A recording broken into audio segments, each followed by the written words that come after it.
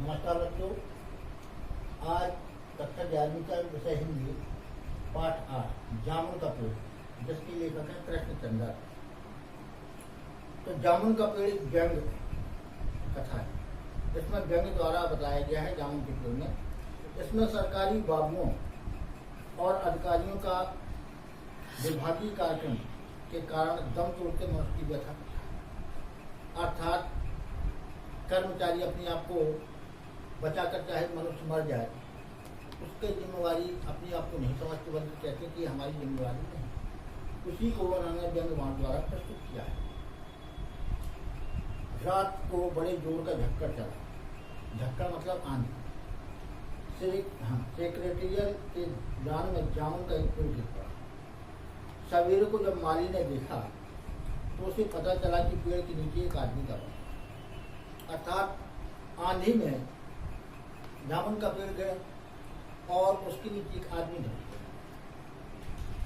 तो वहां जब सवेरे माली ने देखा तो माली दौड़ा दौड़ा चपरासी के पास गया। तो चपरासी दौड़ा दौड़ा क्लर्क के पास गया। क्लर्क दौड़ा दौड़ा सुपरटेंडेंट के पास गया। सुपरटेंडेंट ने दौड़ा दौड़ा बाहर लान में आया। मिनटों में गिरे हुए पेड़ के नीचे दबे हुए आदमी के चारों भीड़ इकट्ठी, अर्थात निकालने का प्रयास किसी ने किया, बल्कि उसके चारों ओर भीड़ इकट्ठी हुई। बेचारा जामुन का पेड़ कितना फलदार था। एक क्लर्क मतलब जामुन के पेड़ की तारीफ करती है। क्लर्क बोला कितना फल देता था, वो आज ये गिर गया है। और इसकी जामुन कितनी रसीली होती थी, दूसरा क्लर्क याद करती थी। तो दूसरे क्लर्क ने कहा कि अरे जामुन कितनी रसीली और मीठी होती थी, उसकी तारीफ की। लेकिन जो आदमी दवा पड़ा है उसके बारे में किसी ने कुछ नहीं कहा। मैं फलों के मौसम में झोली भरकर ले जाता था। मेरे बच्चे इसकी जामुने कितनी खुशी से खाते थे। तीसरा क्लर्क लगभग वासा कर गया, यानी जामुन के पेड़ की सभी तारीफ कर रहे हैं और उसके गिर जाने से सभी दुख प्रकट कर रहे हैं, लेकिन जो आदमी दवा पड़ा है उसके बारे में कोई नहीं। मगर यह आदमी, माली ने दबे हुए आदमी की तरफ इशारा किया। हाँ, यह आदमी। सुपरटेंडेंट सोच में पड़ गया, पता नहीं जिंदा है कि मर गया। एक चपरासी ने पूछा, मर गया होगा, इतना भारी पेड़ इसकी पीठ पर गिरे और वह बच कैसे सकता है। दूसरा चपरासी बोला, नहीं, मैं जिंदा हूँ। दबे हुए आदमी ने बड़ी कठिनता से कराया पीठ। जब उन्होंने कहा ये मर गया है, जिंदा है, तो जब उसने ऐसी आवाज़ सुनी तो बेचारा जो दबा हुआ मनुष्य था वो कराए कि वो बोला, नहीं, अभी मैं जिंदा हूँ, अर्थात मुझे बचा लो। जिंदा है। एक क्लर्क ने ताज्जुब से कहा, पेड़ को हटाकर इसे जल्दी से निकाल लेना चाहिए। माली ने सुझाव। माली ने कहा, ये ठीक है, अब इतने लोग इकट्ठे होकर पेड़ को अलग करो और इसको निकाल लो। मुश्किल मालूम होता है, एक सुस्त कामचोर और मोटा चपरासी बोला। पेड़ का तना बहुत भारी और बचना, बोले अपन लोगों से न उठेगा, ये काम अपन से नहीं होगा। क्या मुश्किल है, माली बोला। अगर सुपरटेंडेंट साहब हुक्म दें तो अभी 15-20 माली, चपरासी और क्लर्क लगकर पेड़ के नीचे दबी हुई इस आदमी को निकाला जा सकता है। माली ठीक कहता है। बहुत सी क्लर्क एक साथ जुड़ पड़े। लगाओ जोर, हम तैयार हैं। एक साथ बहुत से लोग पेड़ को उठाने को तैयार हैं। ठहरो, सुपरटेंडेंट बोला, मैं अंडर सेक्रेटरी को पूछूं। सुपरटेंडेंट अंडर सेक्रेटरी के पास गया। अंडर सेक्रेटरी डिप्टी सेक्रेटरी के पास गया। डिप्टी सेक्रेटरी ज्वाइंट सेक्रेटरी के पास गया। ज्वाइंट सेक्रेटरी चीफ सेक्रेटरी के पास गया। चीफ सेक्रेटरी मिनिस्टर के पास गया। मिनिस्टर ने चीफ सेक्रेटरी से कुछ कहा। चीफ सेक्रेटरी ने ज्वाइंट सेक्रेटरी से कुछ कहा। ज्वाइंट सेक्रेटरी ने डिप्टी सेक्रेटरी से कुछ कहा। डिप्टी सेक्रेटरी ने अंडर सेक्रेटरी से कहा। फाइल चलती रही, किसी ने आर्डर नहीं। बताइए, उस आदमी को निकाल कर तैयार कर सकते थे, लेकिन इसी पूछा पाछी में पूरा आधा दिन पीछे तो बेचारा वो आदमी जामुन के पेड़ की दबा। दोपहर के खाने पर दबे हुए आदमी के चारों ओर बहुत सी भीड़ लग गई। लोग तरह तरह की बातें कर रहे थे। कुछ मनचले क्लर्कों ने समस्या को खुद ही सुलझाना चाहा। वे हुकूमत के फैसले का इंतजार किए बिना पेड़ को अपने आप हटा देने के निश्चय कर रहे हैं। कि इस समय सुपरटेंडेंट फाइल लिए भागा आया। बोला हम लोग खुद इस पेड़ को नहीं हटा सकते, हम लोग व्यापार विभाग से संबंधित हैं और यह पेड़ की समस्या है जो कृषि विभाग की आती है। मैं इस फाइल को अवैध मार करके कृषि विभाग में भेज रहा, वहाँ से उत्तर आते ही मैं इसको पेड़ को हटवा दूँ। तो क्लर्कों ने कहा कि हम चलो इसे सब लोग मिलकर इकट्ठा हटवा दें। तभी सुपरटेंडेंट दौड़ा हुआ आया और कहता है कि नहीं, ये कृषि विभाग का मामला है, मैं फाइल भेज रहा हूँ, जब वहाँ से उत्तर आ जाएगा तो हम इसको हटवा देंगे। मतलब उस फाइल के आने जाने में उस व्यक्ति की कोई आशा नहीं है कि वो जीवित रहे अथवा मर जाए, तब फाइल लौट कर आएगी। दूसरे दिन भी फाइल चलती रही, शाम को जवाब आ गया। हम इस मामले को हॉर्टिकल्चर डिपार्टमेंट के हवाले करते हैं क्योंकि यह एक फलदार पेड़ का मामला है और एग्रीकल्चर डिपार्टमेंट अनाज और खेती बाड़ी के मामलों में फैसला करने का हकदार है, अर्थात ये हमारे हक में नहीं आता। एग्रीकल्चर डिपार्टमेंट ने कहा फलदार पेड़ है तो जामुन का पेड़ क्योंकि फलदार पेड़ है, इसलिए यह पेड़ हॉर्टिकल्चर डिपार्टमेंट के अंतर्गत है, अर्थात हमारे डिपार्टमेंट से इसका कोई ताल्लुक नहीं, वहाँ आप फाइल भेजें। रात को माली ने दबे हुए आदमी को दाल भात खिलाया, जबकि उसके चारों तरफ पुलिस का पहरा था कि कहीं लोग कानून को अपने हाथ में लेकर पेड़ को खुद से हटवाने की कोशिश नहीं करते। मगर एक पुलिस कांस्टेबल को दया आ गई और उसने माली को दबे हुए आदमी को खाना खिलाने की इजाजत दे दी। माली ने दबे हुए आदमी से कहा तुम्हारी फाइल चल रही है, उम्मीद है कल तक का फैसला हो जाएगा। दबा हुआ आदमी कुछ नहीं बोला, बेचारा वो तो दबा है, फाइलों के चक्कर में वो क्या पढ़ सकता है। माली ने पेड़ के तने को ध्यान से देखकर कहा अच्छा हुआ कि तना तुम्हारे कूल्हे पर गिरा, अगर कमर पर गिरता तो हुई की हड्डी टूट जाती। दबा हुआ आदमी फिर कुछ नहीं बोला। माली ने कहा तुम्हारा यहाँ कोई वारिस है तो मुझे उसका आता पता बताओ, मैं खबर देने की कोशिश करूँगा। मैं लावारिस हूँ, दबे हुए आदमी ने बड़ी मुश्किल से कहा, अर्थात मेरा यहाँ कोई रिश्तेदार वगैरह नहीं, मैं लावारिस हूँ। माली खेत प्रकट करता हुआ वहाँ से हट गया। तीसरे दिन हॉर्टिकल्चर डिपार्टमेंट से जवाब आ गया, बड़ा कड़ा जवाब था और जरूर। हॉर्टिकल्चर डिपार्टमेंट का सेक्रेटरी साहित्य प्रेमी आदमी जानता था, उसने लिखा था आश्चर्य है इस समय जब हम पेड़ लगाओ स्कीम ऊंचे स्तर पर चला रहे हैं तो हमारे देश में ऐसे सरकारी अफसर मौजूद हैं जो पेड़ों को काटने का सुझाव देते हैं, और वह भी एक फलदार पेड़, और वह भी जामुन के पेड़ की जिसकी फल जनता बड़े चाव से खाती है। हमारा विभाग किसी हालत में फलदार वृक्ष को काटने की इजाजत नहीं देता। दबा हुआ आदमी अब क्या किया जाए। इस पर एक मंत्री ने कहा अगर पेड़ काटा नहीं जा सकता तो इस आदमी को ही काट कर निकाल दिया जाए। बोली काट कर निकाल। यह देखिए उस आदमी ने सारी से बताया अगर इस आदमी को ठीक बीच में से यानी धड़ से काट दिया जाए तो आधा आदमी इधर निकल जाएगा और आधा आदमी उधर से बाहर आ जाएगा और पेड़ वहीं का वहीं रहेगा। मगर इस तरह से मैं मर जाऊंगा। दबे हुए आदमी ने आपत्ति प्रकट करते हुए कहा यह भी ठीक कहता है कि बोला। आदमी को काटने वाली युक्ति प्रस्तुत करने वाले ने भरपूर विरोध किया।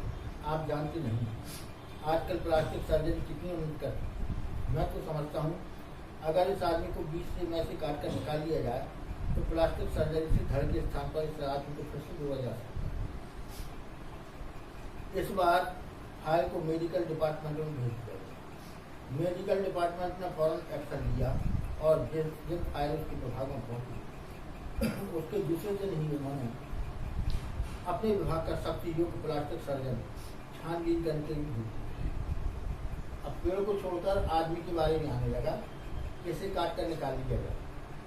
तो ये फाइल अस्पताल पहुंची। वहाँ के सर्जन ने फौरन ही भेजा कि जाओ देख के आओ प्लास्टिक सर्जरी कहाँ करना है। सर्जन दबे हुए आदमी को अच्छी तरह से टटोल कर उसका स्वास्थ्य देखकर खून का दबाव देखा, नाड़ी की गति को परखा, दिल और फेफड़ों की जांच करके रिपोर्ट भेज कि इस आदमी का प्लास्टिक ऑपरेशन तो हो सकता है और ऑपरेशन सफल भी होगा मगर आदमी मर जाएगा, इसलिए यह फैसला भी रद्द किया गया। रात को माली ने दबे हुए आदमी के मुंह में खिचड़ी डालते हुए बताया कि अब मामला ऊपर चला गया है। सुना है कल सेक्रेटरिएट के सारे सेक्रेटरियों की मीटिंग होगी उसमें तुम्हारा केस रखा जाएगा। उम्मीद है सब काम ठीक हो जाएगा। दबा हुआ आदमी एक आह भरकर धीरे से बोला, ये तो माना कि तगाफुक न करोगे, लेकिन खाक हो जाएंगे हम, तुमको खबर देने होंगे। माली ने अचंभे से मोहनी उंगली दबाई और चकित भाव से बोला, क्या तुम शायर हो? दूसरे दिन माली ने चपरासी को बताया। चपरासी ने क्लर्क को, क्लर्क ने हेड क्लर्क को। थोड़ी ही देर में सेक्रेटरी में अफवाह फैल गई कि दबा हुआ आदमी शायर। बस फिर क्या था, लोगों का झुंड शायर को देखने के लिए उमड़ पड़ा। उसकी चर्चा शहर में फैल गई और शाम तक गली गली से शायर जमा होने शुरू हुए। सेक्रेटरियल का ऐलान भांति भांति की कंपनी से भर गया और दबे हुए आदमी की चारों ओर कवि सम्मेलन का साथ वातावरण उत्पन्न हो गया। सेक्रेटरियल के कई क्लर्क और अंडर सेक्रेटरी तक जिन्हें साहित्य और कविता से लगाव था, रुक गए। कुछ शायर दबे हुए आदमी को अपनी कविताएं और दोहे सुनाने लगे। कई क्लर्क उनको अपनी कविता पर आलोचना करने को मजबूर करने लगे। जब यह पता चला कि दबा हुआ आदमी कवि है, तो सेक्रेटरियल की सब कमेटी ने फैसला किया, क्योंकि दबा हुआ आदमी कवि है, इसलिए इस फाइल का संबंध न एग्रीकल्चर डिपार्टमेंट से है, न हार्टिकल्चर डिपार्टमेंट से, बल्कि सिर्फ कल्चरल डिपार्टमेंट से। कल्चरल डिपार्टमेंट से अनुरोध किया गया कि वह जल्द से जल्द मामले पर फैसला करके अभागी कवि को इस फलदार को छुटकारा दिलाए।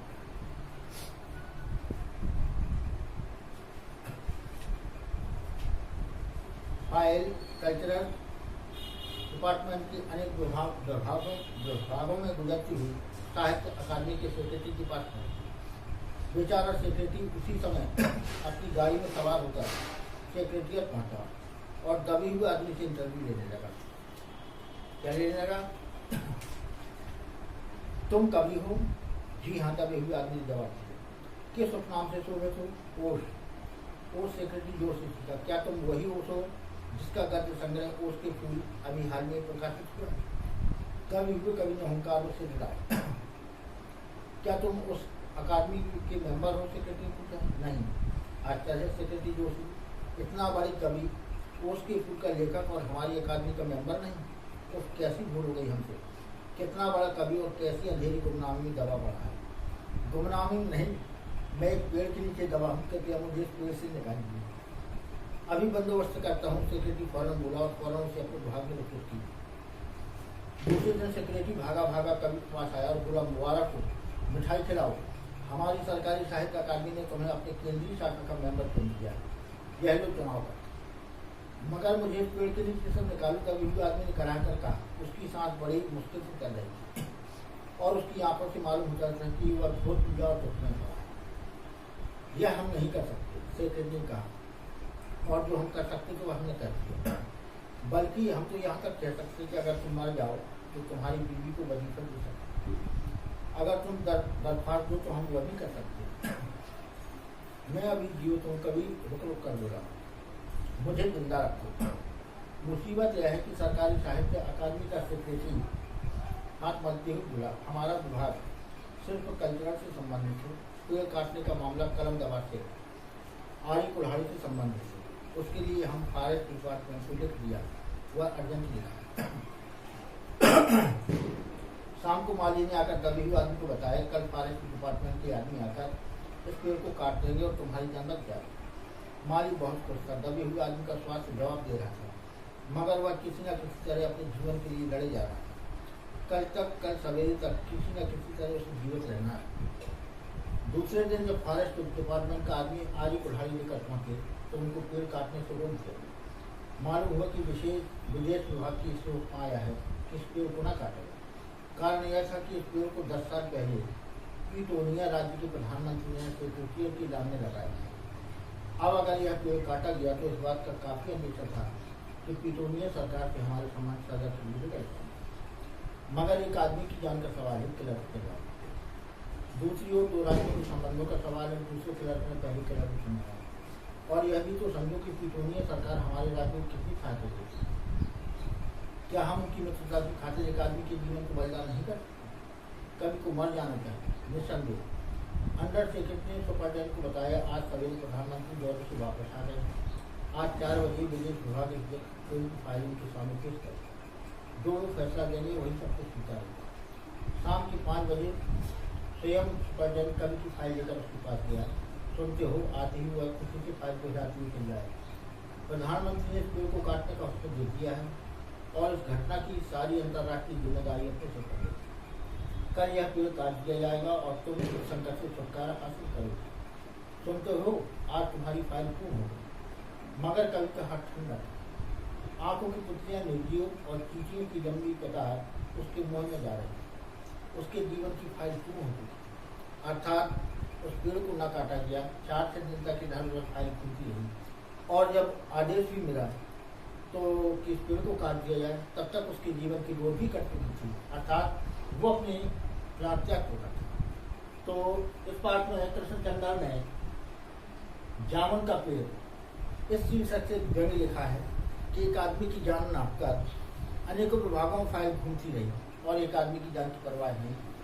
तो इस प्रकार व्यंग्य करके उन्होंने जनता को संबोधित किया कि पहले हमें किसी की जान बचानी चाहिए, पेड़ का बाद में ध्यान रखना चाहिए। इसके साथ मैं अपनी वाणी को विराम देता हूँ। जय हिंद।